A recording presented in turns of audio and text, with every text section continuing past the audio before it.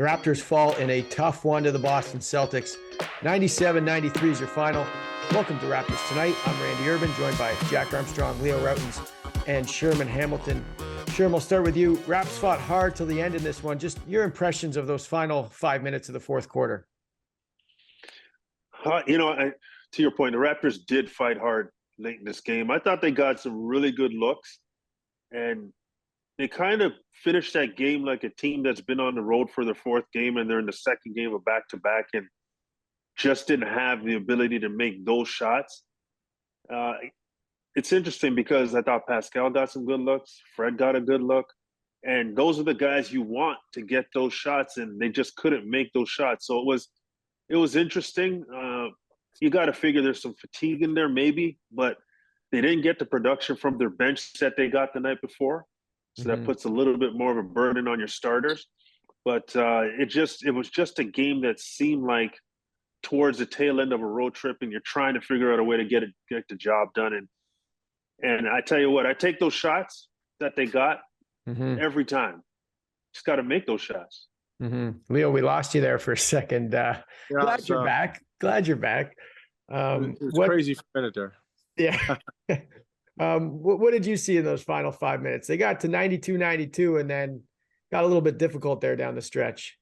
Yeah, I mean, or 82-82, excuse me. Yeah, I mean, you got to make shots, but I think there's a lot of factors in that game. I mean, you didn't start out the game, I think, the way you got to start out, and you have lows during the course of the game, and hey, you can bring up all kinds of factors now, but Boston also is in a second game of back-to-back. You're playing for something meaningful now. You're heading down the stretch. And the biggest thing you're trying to do right now is hit the play in on a high note, right? You're trying to, eliminate the things as best you can that have been plaguing you. You're healthy, and just trying to have continuity. And I mean, the bench, which is pretty good, all of a sudden, Brogdon outscores the entire bench. So, I think it's a little frustrating because you know how good this team can be. And I think that's something we've been saying all season, right? We know how good this team can be. And then you see them play against a shorthanded Boston team, and you just get a little frustrated because they're better. Or you believe they're better, right? And so you're expecting a little bit more. So it's tough. It's tough to see games like this because I truly believe that if this team mentally can approach it the right way, like I said, they're better than this. Jack, what was the main story for you in this loss? You're muted, Jacko. Randy, to me, when I look at this game tonight, kind of a microcosm of the season, where it's just very frustrating, when you look at just their inability to push through and be consistent and be able to get over the hump. One step forward, two steps back, and Sherman made a good point just before.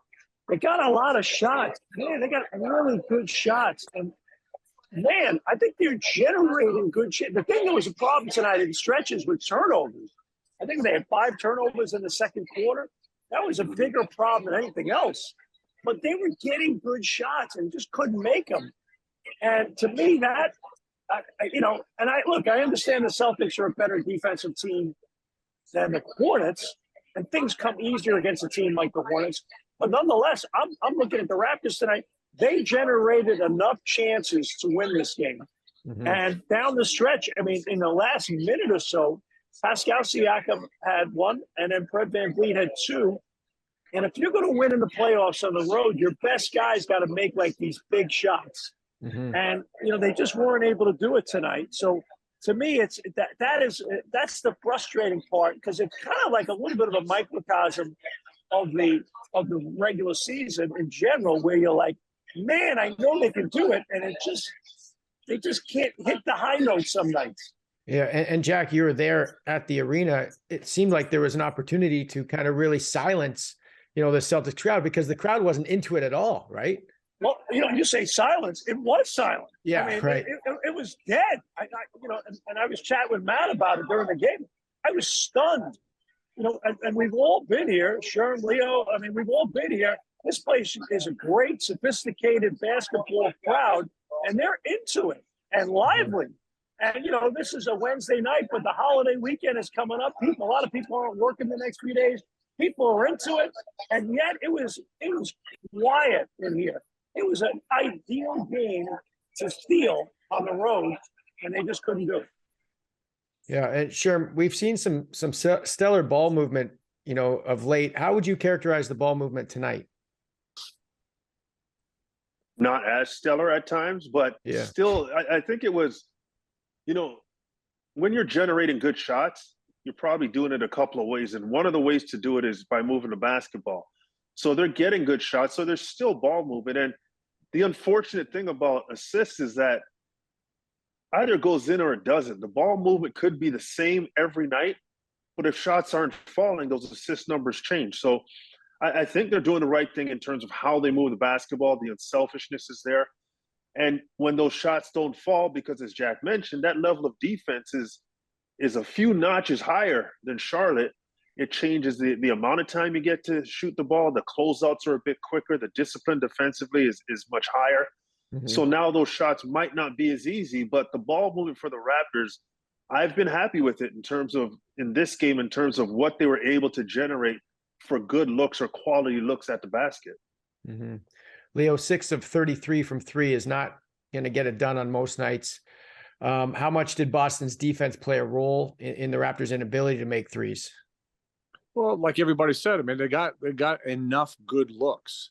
Yeah, absolutely. Boston's defense is head and shoulders over Charlotte. There's no question about it. Even with the second unit and supporting cast, it's significantly better than what they saw against Charlotte. Yet at the same time, they had plenty of looks. Mm-hmm. Just a question of, you got to knock them down. It's that simple. I mean, it's you got to make shots, right? And sometimes if you're not making the shots, you got to find other ways to manufacture buckets. You got to drive more, get to the paint more. Hey, everybody raved about how many points in the paint the Raptors scored against Charlotte, right? Set a record, 90 points the first game. So if you're not making the shots, then you got to find a way to get to the paint, right? Mm-hmm. Now, different obstacles with a Robert Williams in the mix. Yet at the same time, that's what good teams do, though. If one thing's not working, you go find another way to score, right? You just can't keep shooting yourself in the foot. Jack, you wanted to jump in there? You're muted. No, I just, it's one of those games that you look at and, they created turnovers, they created pace of play, and it just comes down to the fact that what Leo just said, and I said it during the game, there are nights where you can't shoot the ball, but that doesn't mean you can't win the game, and that's when somehow you need to find that second gear of being able to win, like that other elements of it. And to me tonight, the bench was a big problem tonight. Trying to get Gary Trent Jr. back in against a better defense rather than maybe the last few games against Charlotte, which unfortunately he wasn't able to play. That's tough. So they didn't get a lot there. And, Boucher had a tough start tonight after playing great. Didn't even play. The good encouraging thing is that Chua is starting to play better again, which is encouraging. And Barton, you got to get him out there and see what he can do because there's an element he can bring. I mean, look, they were healthy tonight, mm-hmm. And that to me, that's the exciting part of it is they're healthy, and yet there's still a little something missing.